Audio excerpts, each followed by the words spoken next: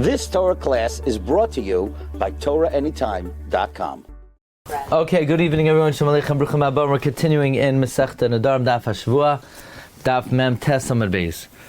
Umuter ba'ava. We say if somebody made a neder that they're not going to have what is called tavshil, they're asur b'masa kedei rarach, and they're muter ba'ava. They're permitted in something thick. Something thick is not considered a tavshil. Says Gemara, Masnisen, Delay Kibavloi. The Mishnah is not like the Bavloim, who the Mishnah says that when you say Tavshil, you're only including something thin.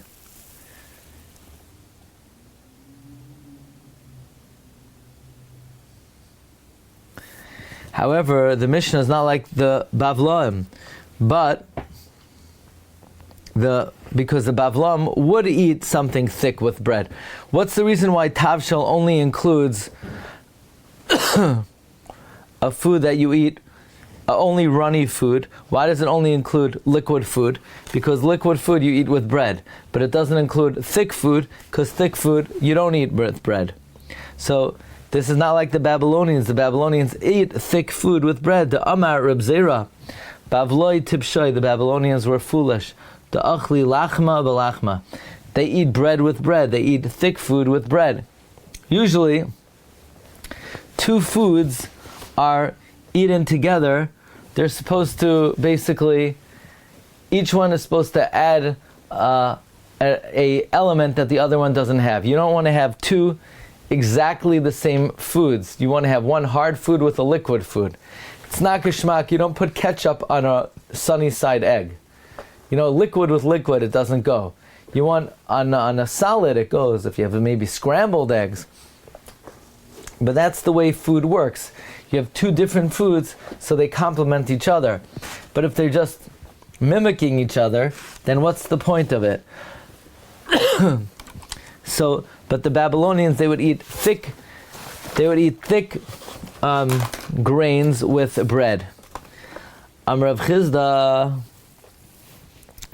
said, Ika dimash el lahain lahalein nakdani dehutzal. Is there somebody who could ask of those nakdani of Hutzal? Nakdani means the fastidious people of Hutzal, who they're very particular of how they would eat their foods. So could somebody ask of these people, Hadin daisa hechen ma'ali l'michla, regarding cooked grain, what's the best way to eat it? Dechiti belachma dechiti. Is it better to eat wheat cooked grain with wheat bread, or desari belachma desari, and cooked barley with barley bread, because those are two different types of foods? Or maybe dechiti b'desari or desari b'dechiti. Maybe wheat liquid with barley, and barley liquid with with wheat. So,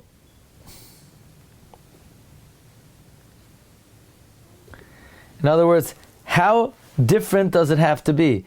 Is it okay that it just has a different consistency, or is it required to actually be a different ingredient? In other words, is it enough that one is liquid and one is solid, or does it have to be of a different wheat and barley? It has to be of a different makeup. Says the Gemara, Rava achle bachasise. Rava ate bachasise. He ate bread with what kind of cooked grain? With grain that was flour from grain that was in an oven. Let's see the Ran. Masnisin delay kibavloi, masnisin de shari ava, the Mishnah that allows a thick food, mishum delay misachla be rifta, because you don't eat bread with it. Delay kibavloi is not like the Babylonians. The ilu lebavloi, because the Babylonians kiven the achli bahadei rifta tavshil mikri, since they eat thick bread with their bread thick grain, mikri, tavshil mikri. They call the thick grain the tavshil v'aser. Meaning the Mishnah says thick grain is, if you aser tavshil, it does not include thick grain, because you don't eat thick grain with bread. But the Babylonians do. Nakdani, or nakrani, sha'oichlem b'nekios. They eat with great cleanliness. Lashon acher nakdani, shemekdaktikim ba'achilas, and they're very careful in their eating.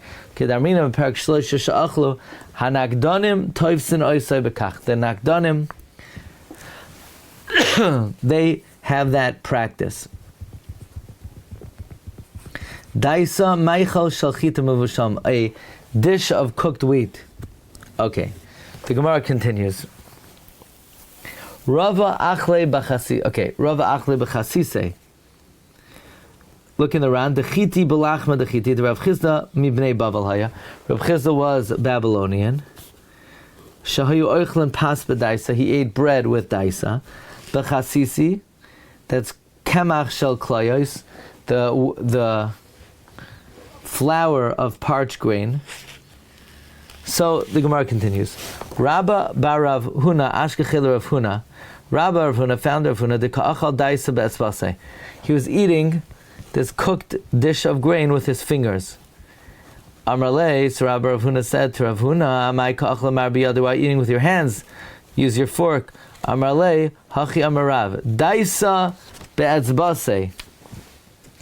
Cooked grain with their finger. Basis. The Ran says, no, the Ran doesn't explain what that means. Basis. It means it tastes good. It's sweet. V'chol dekain betartin. And certainly with 2 fingers. V'chol dekain betras. And certainly with 3 fingers. It tastes better. Amar le Rav L'chia Berei. Rav said to his son, Rab Chia, V'chein Amar le Rav Huna l'Rabba Berei. And Rav Huna said to Rabba's son, Mezamnin lach l'meichal daisa. If you get an invitation to eat cooked grain, ad Parsha, you should travel up to 4 mil to eat it. L'meichal bisra, to eat meat, the Torah of an ox, ad tlasa parsin, 3 mil. Amar le, let's see, the Rad, ad Parsha lech Parsha kadei lechal daisa. Fine. Amar le, Rav Yosi, Amar le Rav L'chia Berei, V'chein Amar le Rav Huna l'Rabba Berei, Kol mida'am lo siflot kamei rabach. Anything, meaning, if you eat anything, don't spit in front of your Rebbe. Levar min kara v'daisa, except for you ate squash or cooked grain. Why? In those cases, you should spit. Shehein doimin lepsilta shel ever. They're like a thread of lead, of hot lead that they use to execute people. Meaning it's very harmful. Va'afilu kamei shibar malka plate. Spit it out even in front of the king Shibar. Says the Ran, Lepsila shel ever she'ena mesachel. It's not digestible.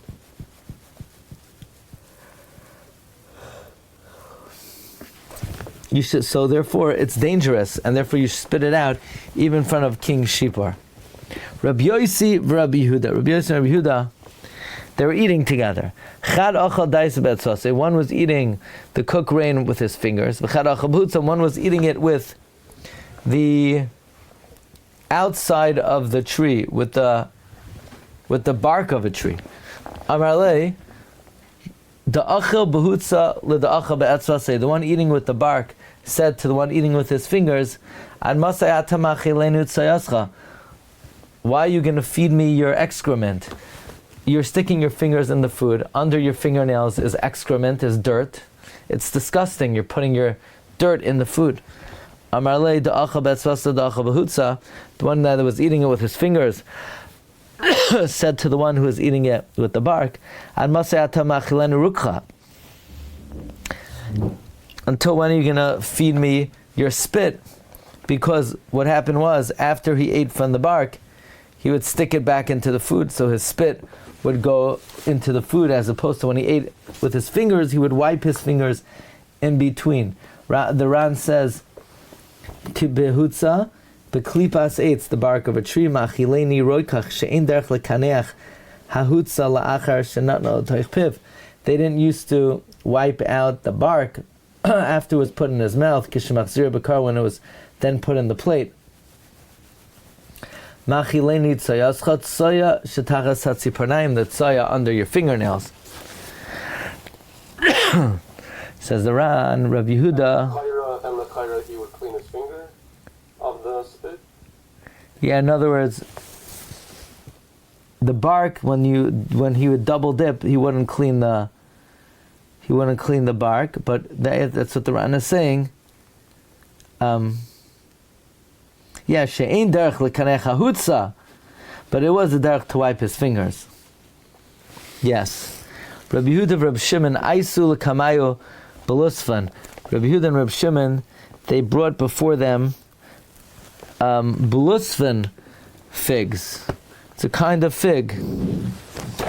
The Ran says, min te'inim shekash nasacha, kind of fig that's hard to digest. Rabbi Yehuda acha, Rabbi Shimon lo yacha. Rabbi Yehuda ate it, Rabbi Shimon didn't eat it. Amalei Rabbi Yehuda. Rabbi Yehuda said to Rabbi Shimon, my time lo yachamar, why is the master not eating it? Amalei Rabbi Shimon. Rabbi Shimon said back to Rabbi Yehuda, ilu ein yotzin mibnei me'ayim kol ikar.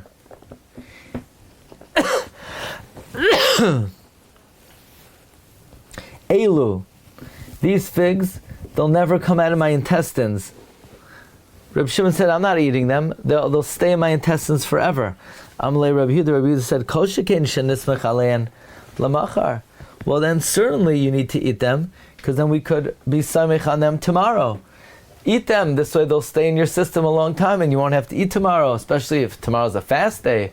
Can you imagine if you could eat figs before Yom Kippur, these blusfan figs, and they'll stay in your stomach the whole day? It's like slow released, they have slow release caffeine, slow release electrolytes, slow release ibuprofen. I wonder if the President of the United States will allow the slow release Tylenol. I don't know what kind of effect that's going to have. The only thing they don't have is slow release food. So that's what Rabbi Yehuda is saying. We should rely on them to eat it tomorrow. Okay, now we're going to talk about the illuminating face of Rabbi Yehuda.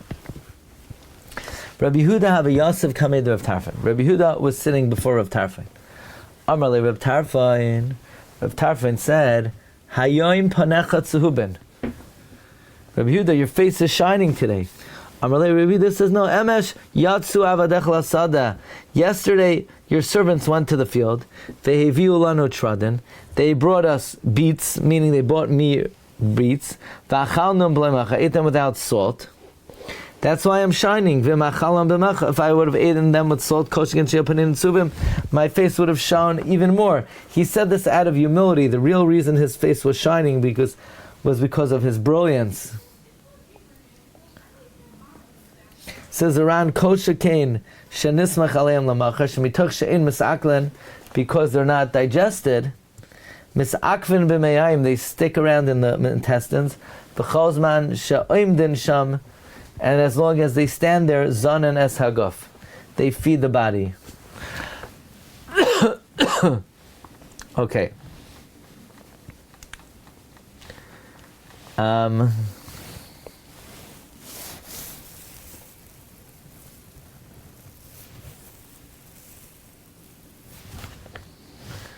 Weiter. Amra hahi machinis Rabbi Yehuda. A certain noblewoman said to Rabbi Yehuda, Moira v'Ravi, you paskin and you're drunk. It's like a play on words, Meir v'Rabbi. Meir v'Rabbi, Bal Hayra, and Mishtaker, you're becoming intoxicated. Shemitach Shara Sapanav Tzuvin, because she saw his face was shining. She thought that he was drunk.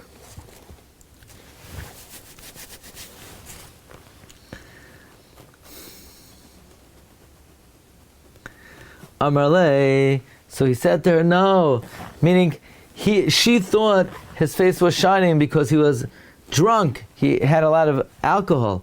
Amarle, he said to her, Hemanusa bidadahid itza. I swear, through that woman, meaning I swear, itaimna ela kidusha va'avdalta va'arba kasei de pischa.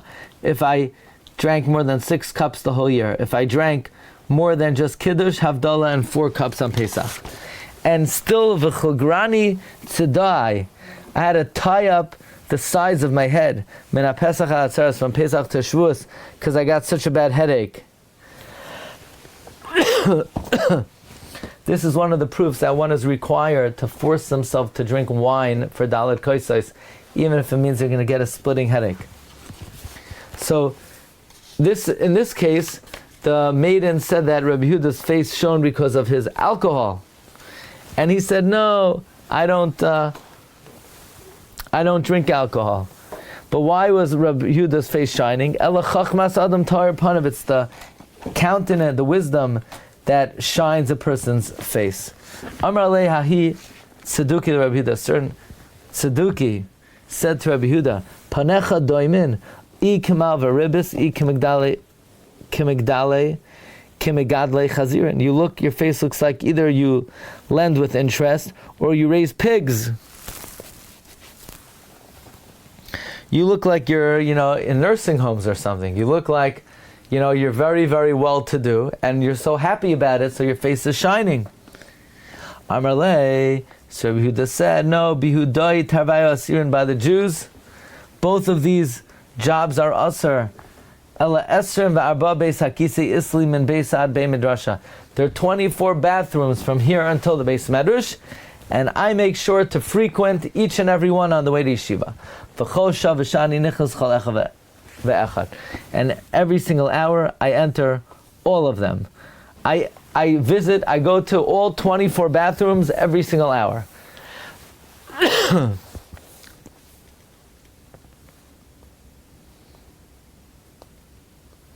Meaning he takes care of his excretion very efficiently. Rabbi Yehuda bar kad azal bei midrash. Rabbi Yehuda, when he would go to the Beis Medrash, shakil gulfa al kasme, he would carry a jug on his shoulders. Amar, he would say, Gedoyla melacha, melacha is great.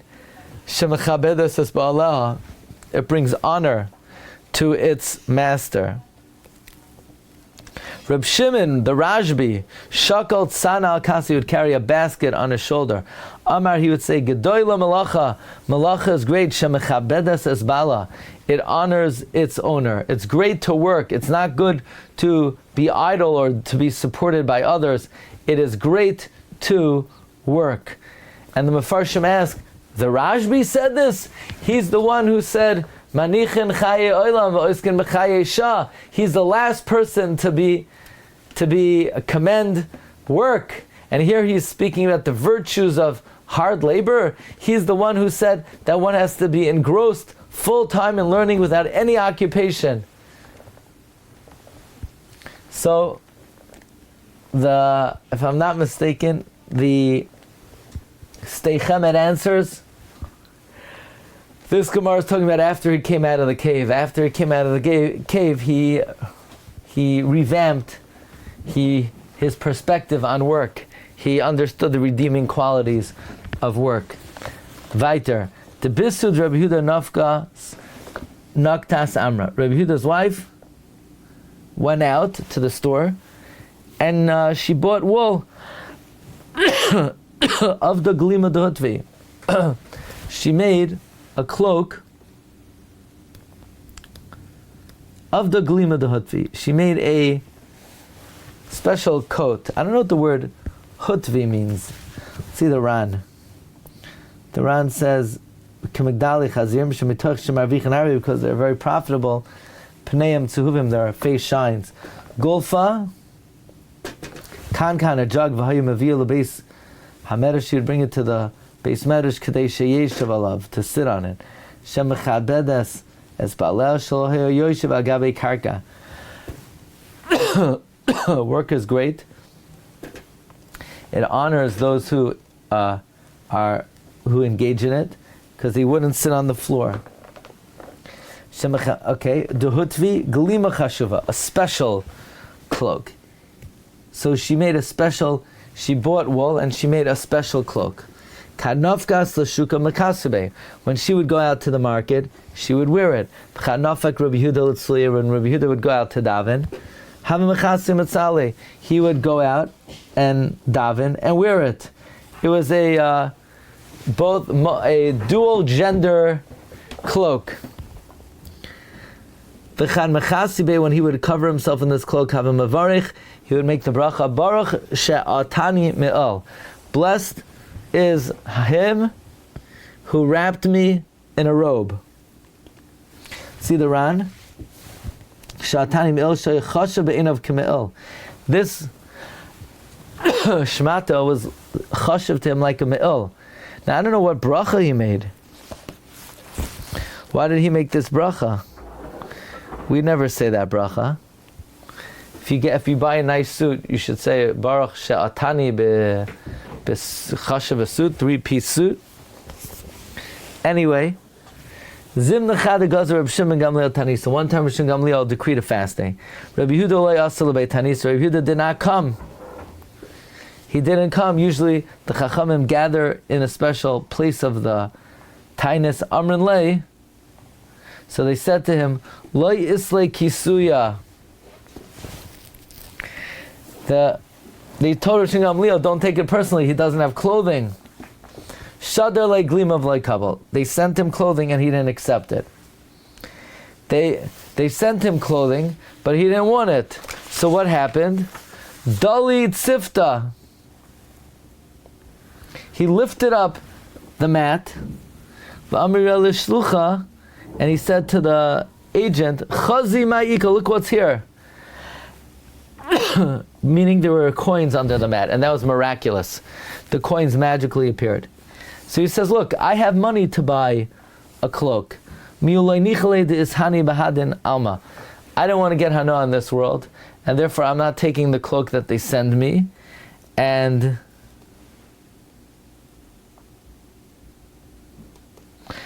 apparently he didn't want to wear his wife's cloak. Why not?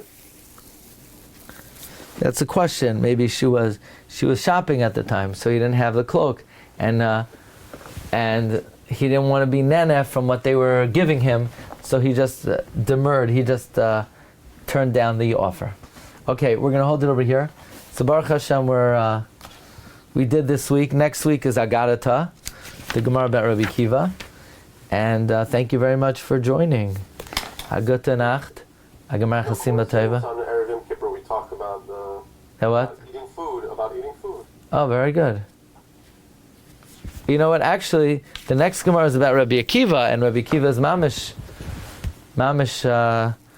The whole soul of Yom Kippur is Rabbi Akiva. Rabbi Akiva's yahrzeit is Yom Kippur. Yeah. Okay, shkayach. Yeah, good. It's food. That's true. Shkayach. Okay, good night. Good night. Good night.